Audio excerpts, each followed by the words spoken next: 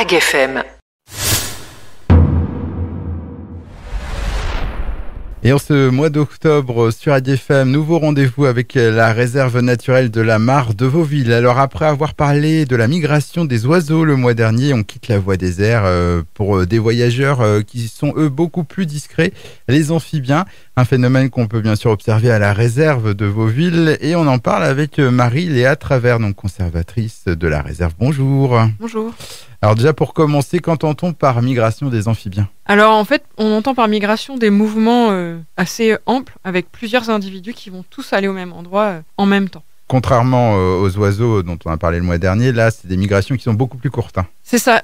Les oiseaux, ils peuvent parcourir des milliers de kilomètres. Les amphibiens, c'est quelques mètres. Et notamment les tritons, qui sont les plus importants sur la réserve naturelle. Eux, ils vont parcourir 200 mètres. C'est assez impressionnant parce que je pense qu'on ne se rend pas compte quand on parle de migration. Ça fait un peu rigoler les gens. Mais c'est des milliers, certaines années, comme l'année dernière, où on a une année très très favorable. C'est des milliers de tritons, plus de 1000 tritons à l'heure qui traversaient la route, qui longeaient la réserve. Donc en fait, on ne sait pas trop où mettre les pieds. C'est comme si vous aviez des feuilles partout, quoi.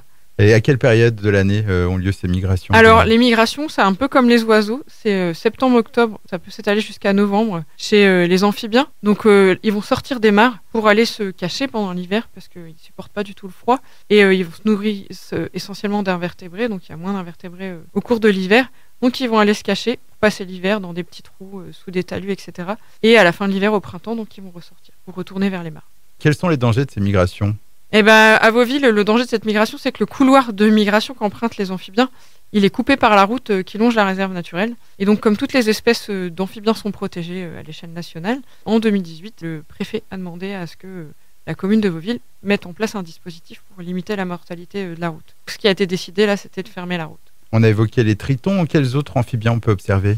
Alors, on va observer des grenouilles, mais en moindre quantité, des crapauds et quelques salamandres, parce que la salamandre, elle commence à menacer un petit peu partout, et elle décline un peu partout aussi.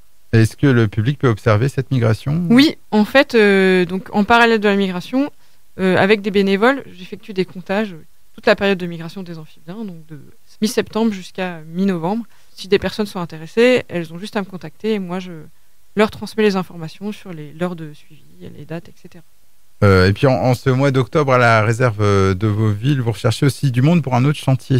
Oui, on a un chantier qui est prévu le samedi 18 octobre, l'après-midi, donc à partir de 14h, et qui va consister à approfondir une mare qui est déjà existante pour permettre qu'elle soit en eau un peu plus longtemps.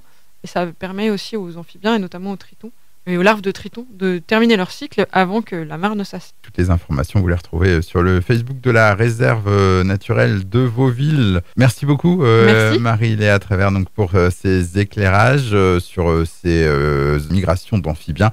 Et on se retrouve très bientôt pour une nouvelle chronique sur AgFM, toujours avec la réserve de la Mare de Vauville. Au revoir.